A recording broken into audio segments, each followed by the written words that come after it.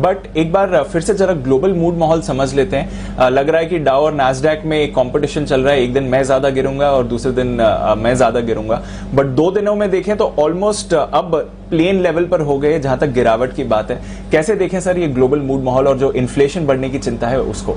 ये हमारे यहाँ के निफ्टी और बैंक निफ्टी की तरह बिहेव कर रहे हैं डाउ और नैस्डैक, लेकिन निफ्टी और बैंक निफ्टी में ना फ्रेंडली कंपटीशन है कि कौन ज्यादा अच्छा करता है। इनके यहाँ वो कंपटीशन नहीं, वो दुश्मनी टाइप है कि तुम बढ़ोगे तो मैं गिरूंगा, मैं बढ़ोगे तो मैं तुम्हारे अगेंस्ट ही चलूंगा, वैसा वाला मामला है। परसों देखिए बिल्कुल उल्टा हुआ, डाउ मजबूत तो नैस्डैक तेजी से गिरा। कल फिर से उल्टा हुआ, डाउ इतना तेजी से गिरा तो नैस्डैक नीचे। हमारे यहाँ है कि कम से कम इतना तो है कि होता एक ही डायरेक्शन में है निफ्टी और बैंक निफ्टी। बस फर्क यही कि आमतौर पर वो भी बैंक निफ्टी बढ़ने और गिरने में जनरली लीडरशिप लेता है, ज्यादा वोलेटाइल इंडेक्स है। लेकिन जो कुछ अमेरिका में हो रहा है वो इंटरेस्टिंग है। एक बार फिर से अमेरिका में इन्फ्लेशन की चिंता है और डीप ये पिछले 5 दिनों में देखिए, एक दिन चिंता होती है, दूसरे दिन नहीं होती, तीसरे दिन होती, चौथे दिन नहीं होती, 5वें दिन होती है। बिल्कुल एग्जैक्टली वही चल रहा है। तो अमेरिकी बाजार क्या करना चाहते हैं, इन्फ्लेशन को लेकर परेशान है या खुश है, ये समझना थोड़ा सा मुश्किल होता हुआ दिख रहा है। इसलिए आपको हर रोज को एक नए ट्रेडिंग सेशन के तौर पर देखना है बाजारों के मूवमेंट को,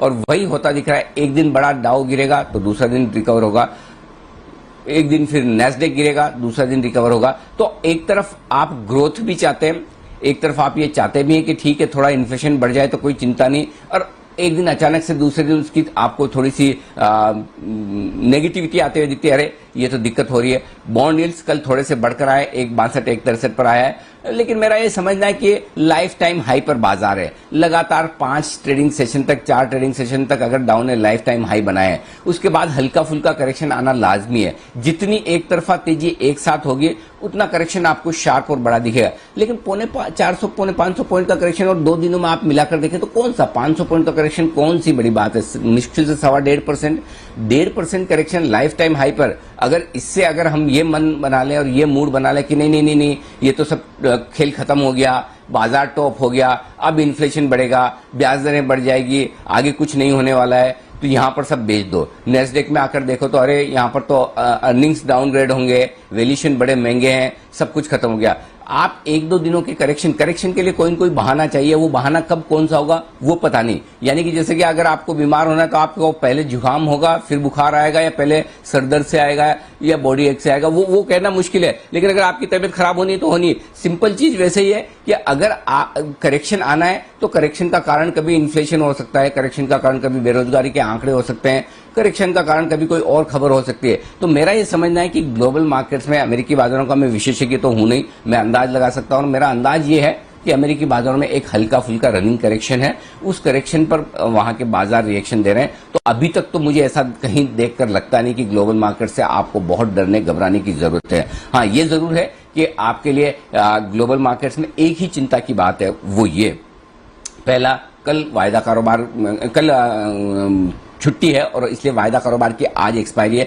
परसों जब आप वापस लौटेंगे तो आपके पास 2 दिनों के संकेत होंगे ग्लोबल मार्केट्स के। अब इन 2 दिनों के संकेतों में दीप एक ही चीज है जो थोड़ा सा आपको सावधान रखने वाली, वो ये कि न सिर्फ अमेरिका बल्कि अमेरिका के साथ साथ चीन भी बड़ा एक्टिव होकर कमोडिटी मार्केट में दखलंदाजी कर रहा है। तो अगर उन दोनों को मिलाकर आप देखें तो सिंपल सी बात यह है कि आपको थोड़ी सावधानी रखनी चाहिए। हल्का रहने में हर्ज नहीं है, चाहे आप तेजी की पोजीशन में हो चाहे शॉर्ट पोजीशन में हो, हल्के रहें, पोजीशन संभाल पाए उतना ही करें। और उसका एकमात्र कारण ये नहीं कि ग्लोबल मार्केट्स अच्छे या खराब आ जाएंगे, उसका एकमात्र कारण ये है कि ग्लोबल मार्केट्स में उतार चढ़ाव बढ़ने के संकेत आ रहे हैं। और कल अमेरिका में जिस तरह से वॉलेटिलिटी इंडेक्स विक्स बढ़कर आया है, ये संकेत दे रहा है अगले 2-3 ट्रेडिंग सेशन थोड़े रफ, थोड़े ऊपर नीचे वाले रह सकते हैं। और उन ऊपर नीचे वाले संकेतों में आपको ये ध्यान में रखना है कि आपके लिए gap up gap down opening हो सकती है।